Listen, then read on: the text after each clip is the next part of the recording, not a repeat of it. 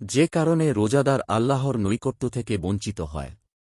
রোজা আল্লাহর নৈকট্য লাভের অন্যতম মাধ্যম।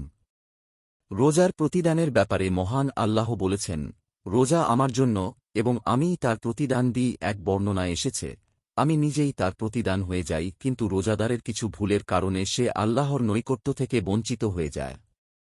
আল্লাহর নৈকট্য লাভের জন্য রোজাদারের উচিত তাঁর রোজার ব্যাপারে আল্লাহকে ভয় করা এবং এমন সব কাজ থেকে দূর থাকা যা রোজার সঙ্গে সঙ্গতিপূর্ণ নয়, যেমন অনর্থক কথা ও কাজ, পরনিন্দা, মানুষের দোষ প্রচার ইত্যাদি।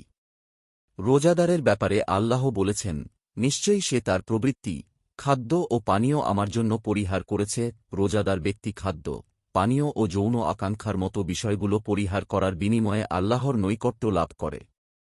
আল্লাহর প্রিয় বান্দারা বলেন, আল্লাহর নৈকট্য লাভের জন্য এসব বৈধ চাহিদা পরিত্যাগ করাই যথেষ্ট নয়, বরং এজন্য তাকে সেসব বিষয়ও ত্যাগ করতে হবে যা আল্লাহ সব সময়ের জন্য তার ওপর হারাম করেছেন, যেমন মিথ্যা বলা, খিয়ানত করা, বিশ্বাসভঙ্গ করা, প্রতারণা করা, জুলুম করা, অপবাদ দেওয়া, মানুষের জানমাল ও সম্মান নষ্ট করা ইত্যাদি। এসব বিষয়ে সব সময়ই হারাম, আর রোজাদারের জন্য তা আরও গুরুতর হারাম হিসেবে বিবেচিত হয়।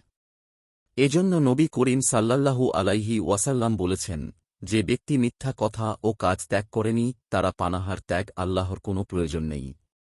সহিহ বুখারী, হাদিস 1804। অন্য হাদিসে এসেছে, খাদ্য ও পানীয় ত্যাগ করাই রোজা নয়, রোজা হল অনর্থক ও অশ্লীলতা পরিহারের নাম। মুসনাদে হাকিম, হাদিস 1570। হারাম বিষয়গুলো ত্যাগ না করে শুধু বৈধ বিষয়গুলো ত্যাগ করার মাধ্যমে আল্লাহর নৈকট্য লাভ করা সম্ভব নয়।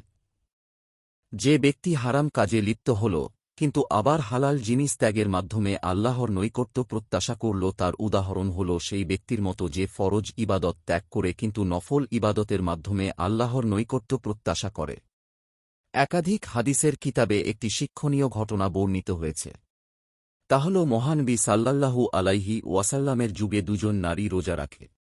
দিনের শেষভাগে ক্ষুধা ও পিপাসা তাদের কাতর করে ফেলে, এমনকি তারা মৃত্যুর উপক্রম হয়।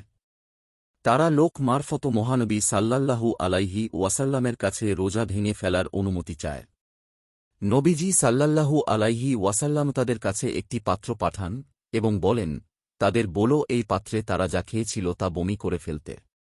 তাদের একজন তাতে প্রবাহিত রক্ত ও তাজা গোশত বমি করল, অপরজনও অনুরূপ বমি করল। তাদের বমিতে পাত্র পূর্ণ হয়ে গেল। এই ঘটনা দেখে মানুষ আশ্চর্য হল।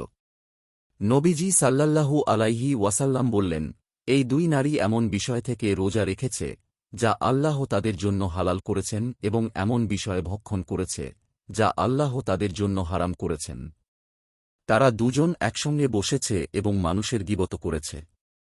এটা হল তারা মানুষের যে গোশত খেয়েছে তা। তাকরিজুল ইহইয়া, 1 ডিভিশন 315। আল্লাহ আমাদের এমন পরিণতি থেকে রক্ষা করেন। এটা অত্যন্ত ভয়ের কথা যে মানুষ দীর্ঘ সময় পানাহার থেকে বিরত থাকে, ক্ষুধা ও তৃষ্ণার কষ্ট সহ্য করে, অথচ তারা কিছু পাপাচারে লিপ্ত হয়ে সব নেক ও প্রতিদান ধ্বংস করে ফেলে।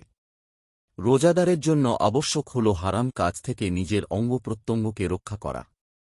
সুতরাং সে হারাম কথা বলা থেকে জিহ্বাকে বিরত রাখবে, হারাম বিষয়ে শ্রবণ করা থেকে কানকে বাঁচাবে, হারাম দৃষ্টি থেকে চোখ হেফাজত করবে, মন্দ চিন্তা থেকে মনমস্তিষ্ককে রক্ষা করবে, হারাম খাবার ও পানীয় থেকে নিজের পাকস্থলীকে বাঁচাবে।